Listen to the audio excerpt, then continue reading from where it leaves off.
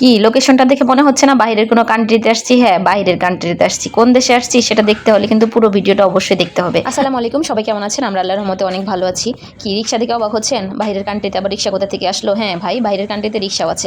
এদিকে আমি আমার ছেলের অনেক চেষ্টা করতেছিলাম একটা ছবি তোলার জন্য। আমার ছেলে মোটেও ছবি তুলবে না, কারণ সে ক্যামেরা দেখলে লজ্জা পায়। মাঝে মাঝে অবাক হই, আমি হলাম ছবি তোলা পাগল আর আমার ছেলে হইলো ক্যামেরা দেখলে লজ্জা পায়। এটা কোন ধরনের কথা হইলো বলেন দেখি? কি আর করার, বাপ গুনে বেটা হয়েছে, বাপের সাথে ছবি তুলতে গেলেও প্যান প্যান প্যান প্যান করতে হয়। ছেলেও সেমটাই হয়েছে, ছবি তুলতে চায় না, ক্যামেরা দেখলে লজ্জা পায়। কিছু করার নাই ভাই, আমি হচ্ছি এক অন্য দেশের মানুষ।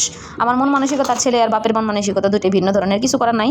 আমি ঘুরতে পছন্দ করি, কিন্তু বাপ ছেলে দুইটার একটাও ঘুরতে পছন্দ করে না, খালি ঘরে থাকতে আর ঘুমাইতে পছন্দ করে। আমি আছি এক আজব যন্ত্রণায়, কিছু করার নাই। এবার বলেন দেখি ভিউটা কেমন লাগতেছে? আমার কিন্তু কাছে কিন্তু অসাধারণ লাগতেছে। আর দেখতে পাচ্ছেন যে সামনে মসজিদ, এটা কিন্তু মসজিদ, অন্য কিছু আবার মনে করবেন না। আমার কাছে কিন্তু মসজিদটা অনেক সুন্দর লাগে, আর ভিতরটা অনেক সুন্দর। মসজিদটা দেখলে আপনি পাগল হয়ে যাবেন। যাই হোক, মাশাআল্লাহ সুবহানাল্লাহ, আল্লাহর সৃষ্টি অনেক সুন্দর। আর খাবারগুলো দেখা মনে হতেছে যে এখন আমি খাই।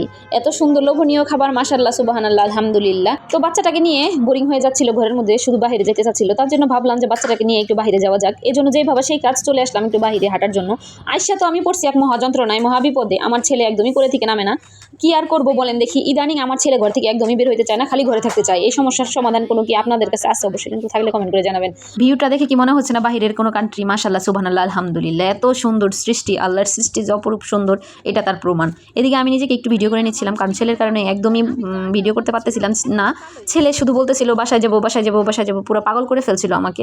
আমার ছেলেকে নিয়ে ইদানিং মহামুসিবতে আছি। সে বাইরে যাইতে চায় না, শুধু রুমে থাকবে, টিভি দেখবে, রুমে থাকবে, একদমই কারো রুমে যাবে না, বাইরে যাবে না, ঘুরতে যাবে না, কোথাও যাবে না, শুধু রুমে থাকবে। এটার সমাধান কি বলেন তো? এটা নিয়ে আমি খুবই দুশ্চিন্তার মধ্যে আছি। কারোর কাছে কোনো সমাধান থাকলে অবশ্যই বলবেন। দেখেন অস্থির একটা ভিউ, যেটা আপনাদের সাথে শেয়ার না করে আর পারলাম না। যতটুকু ভিডিও করতে পেরেছি ততটুকুই আপনাদের সাথে শেয়ার করলাম।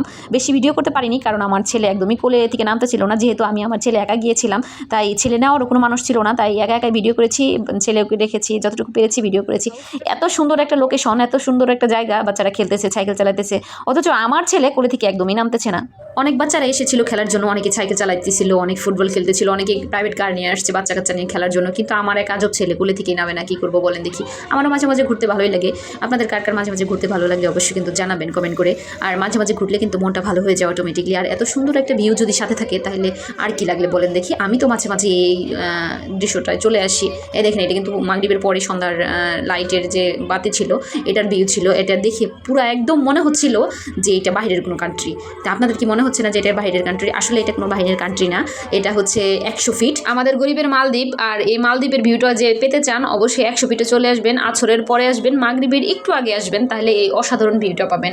যাই হোক, গরিবের মালদ্বীপ কেমন লাগলো অবশ্যই কিন্তু কমেন্ট করে জানাবেন। সবাই ভালো থাকবেন। আমার ভিডিওটি কেমন লাগলো অবশ্যই কিন্তু কমেন্ট করে জানাবেন। আর সময় হলে, সুযোগ হলে অবশ্যই প্লেসটা ঘুরে যাবেন। আল্লাহ হাফেজ, টাটা, বাই বাই।